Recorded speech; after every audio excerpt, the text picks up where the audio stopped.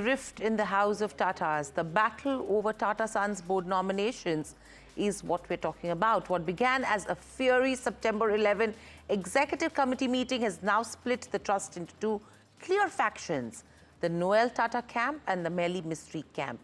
This disagreement may well shape the future control and governance of India's most storied conglomerate. But what led to this disagreement? Vishwanath is here to take us through everything that he's picked up so far. Vishwanath, over to you. Right, so what has happened in the Tata Trusts right now is a very fiery executive committee meeting that you mentioned earlier. There are two camps, there are two factions that have been formed. One is a Noel Tata faction, which also has other members like Venu Srinivasan as well as Vijay Singh. On the other hand is the Mehli Mistry faction, which has total 4 members, Mistry himself, Darayas Khambata, Pramit Jhaveri as well as Jahangir Etsi Jahangir. So these two factions are actually going head-on against each other in terms of control as well as corporate governance concerns that the group has. So essentially, Tata Trusts is a combination of two different trusts of the family. They also control 66% stake in Tata Sons, which is the primary investment arm of the Tata Group.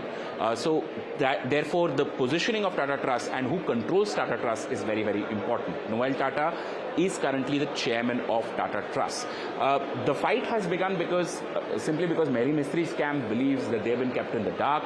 They've not been given enough information, especially about key strategic decisions at Tata Sons, which of course the Noel Tata camp does refute. They don't quite agree. They believe that they're doing everything that is right for the stakeholders. Now, on September 11th, when that executive committee meet happened, that led to the exit of Vijay Singh, former defense secretary, from the board of Tata Sons. And this fight essentially has sort of culminated into a bigger rift in the Tata Trust currently, which is why the government had to intervene. And of course, there were some meetings and there were discussions going on. We don't know what the outcome of that meeting is or what the government intends to do or what Tata Trust intends to do. But the intention, of course, here is to have a more amicable solution to this problem so that the Mehli Mistry camp and the Noel Tata camp can rest easy. As part of this entire problem is also the Shapoorji Pallonji Group, which currently owns 18.4% stake in Tata Sons. They have a serious debt problem. The Noel Tata camp believes that they can arrive at an amicable solution, give these guys a bit of an exit from their holding and ensure some liquidity. On the other hand, the Mehli Mistry camp does not wish to do that. So that solution is also a part of this entire problem. And the last one is Tata Sons mandatory listing.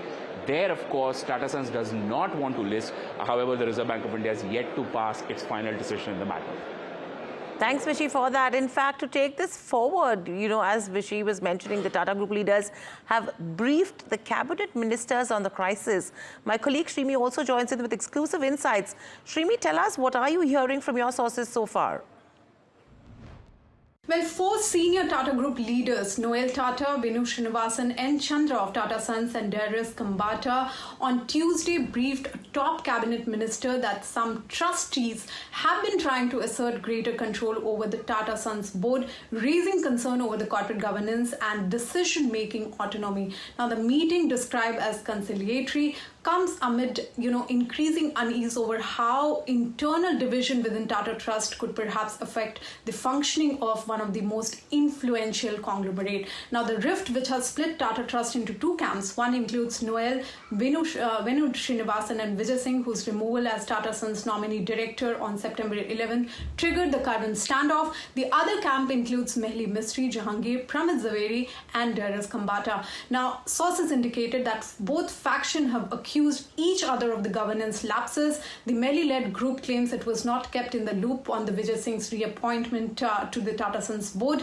while the Noel-led camp alleges that the opposing side is trying to kind of dominate the Tata Sons board and influence key appointment. Now, at the heart of the dispute actually lies the control over the appointment of the nominee directors to the Tata Sons board and how much information from board deliberation is actually shared with the rest of the trustees. Now, the ouster of Vijay Singh, a former defense secretary, has become the flashpoint in this conflict. Now, sources have said that even the conduct of one of the trustees was brought up during the meeting on Tuesday, who recently threatened removal of Venu Srinivasan. Now, N. Chandra, who has largely remained neutral, was also consulted during the meeting. He is understood to have shared, the broad assessment of the situation without taking any sides.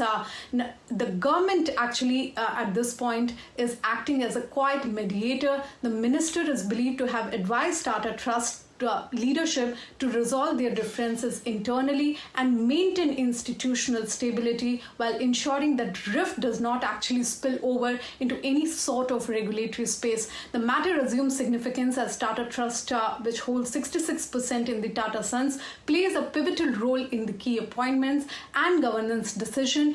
And with a crucial Tata Trust meeting scheduled for October 10th, the outcome of these discussions, could shape the group's leadership and governance trajectory in the weeks ahead.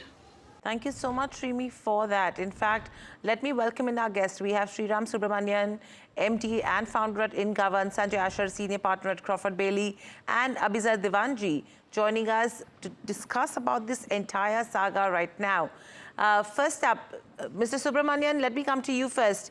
From a governance standpoint as well, how are you assessing this entire Tata boardroom drama right now? And what will your initial comments be? Good afternoon. I would think that differences are bound to arise in any board where individuals are there, where they have very strong opinions. As you said, the flashpoint seems to be the removal of Vijay Singh. The manner in which he was removed could be a flashpoint. But I hope that they see reason. I hope these differences are sorted out. And I would think, these are gentlemen of good stature, long experience, etc. I would think that media has attributed like there's a coup, etc. I would think that is too much of a, a misnomer. And I would think that this can be sorted out amicably and in a manner which is acceptable to all parties involved. Right, I actually want to butt in here. Mr. Subramanian, you said coup is probably a misnomer, and I tend to agree with you on that. But I want to ask this question to Abhizar Divanji. Mr. Divanji, when you are looking at the way this is playing out publicly, somewhat reminds you of the Tata versus Mistry of the yesteryear, where the previous sort of boardroom battle in the group had taken place. What is the impact of this kind of sort of falling out amongst members of Tata Trusts? Clearly negative, Vishy. What's more important is that some of these issues ought to be sorted amicably. And now you have the government trying to come and sort these matters out, which actually says that this is not within the ambit of how people need to behave. Now, few things one needs to understand. I think rigidity of stance needs to be eased out. And governance per se suffers significantly when there is internal opinions, and as Mr. Srinivasan said, opinions are extremely important. But when these opinions turned into very rigid ego stands on either side, that is when the organization suffers, and that is what is likely to happen here.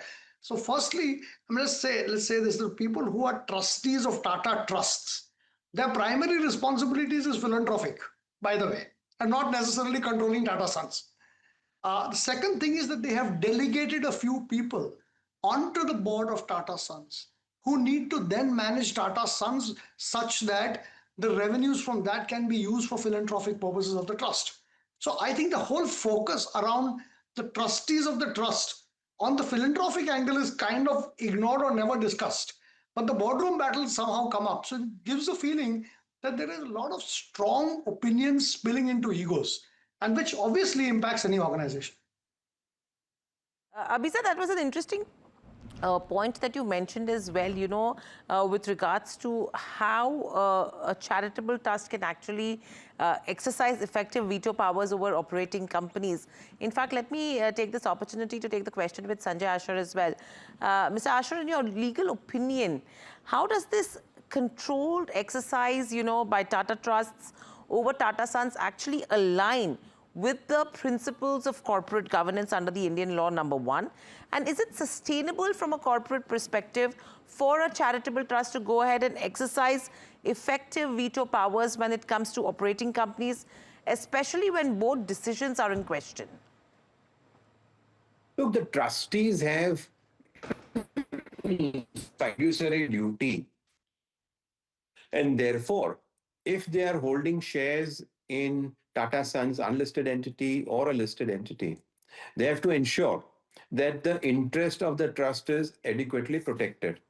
It can't be it can't be that they don't protect the interest of the trust. Okay. And they have to exercise their shareholding in a manner that A, governance is upheld to the last possible dot. At the same time, the interest of the trust is protected. So I'm being presumptuous to say that they are discharging their duty in relation to these two aspects. One is from a governance perspective, to protecting and discharging duty, fiduciary duty, and protecting trust's interest in Tata Sons.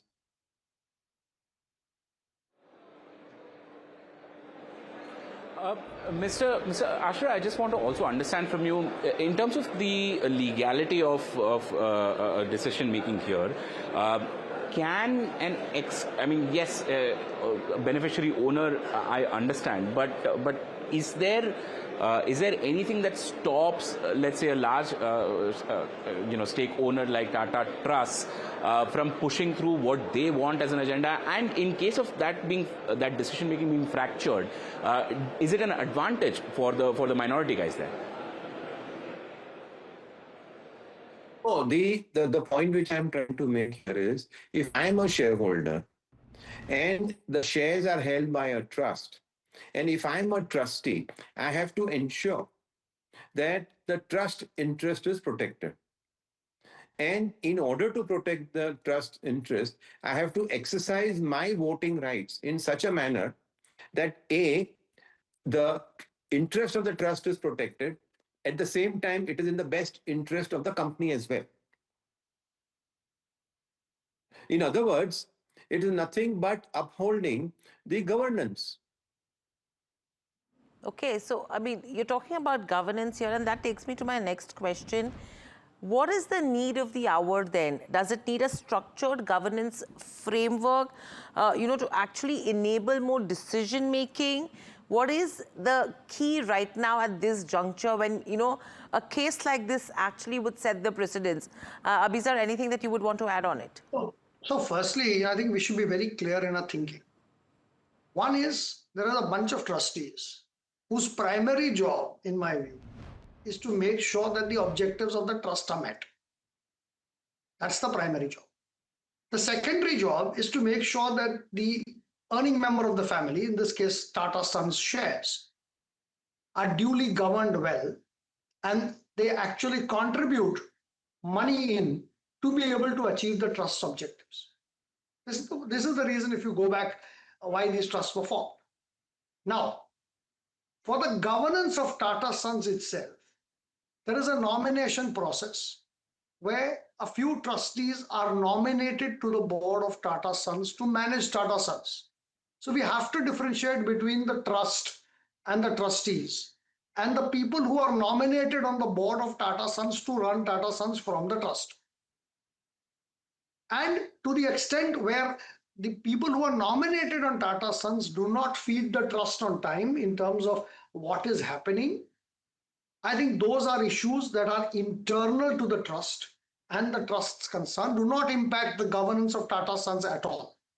The governance of Tata Sons is done by the nominee directors of the trust who are nominated on the board of Tata Sons, and the board of Tata Sons is the one which governs Tata Sons.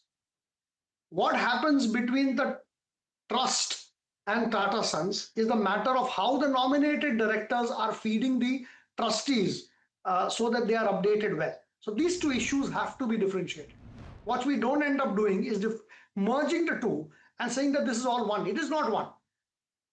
So the people who are trustees of the trust, who are not nominated onto the board, frankly, have no governance role to play on the Tata Sons board. But they have a right to make sure that they are updated in a transparent manner on what is happening at Tata Sons, because that is the earning member of the trust. I hope that differentiation is clear.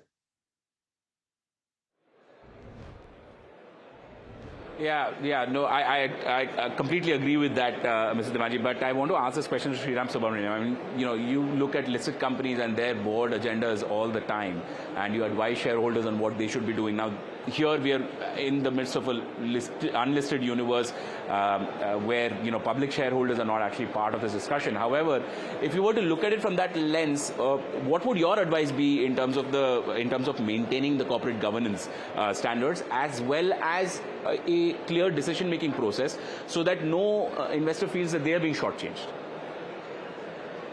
I would think, firstly, Tata Sons. You are talking about the investors in Tata Sons.